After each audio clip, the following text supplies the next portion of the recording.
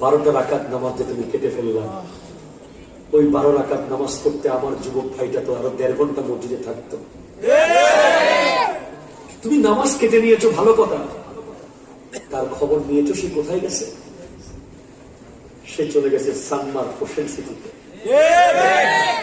সে চলে গেছে UNESCO city সেন্টারে, সে চলে গেছে স্টেডিয়ামের গ্যালারিতে, সে চলে গেছে ফেসবুকের আইডিতে, সে চলে গেছে ইউটিউবের পুষ্পাতে, সে চলে গেছে ব্যানসং, সে চলে গেছে জুয়ার আড্ডায়, সে চলে গেছে মোবাইল গেমিংয়ে। আরো 1 ঘন্টা সে মসজিদে থাকতে পারত।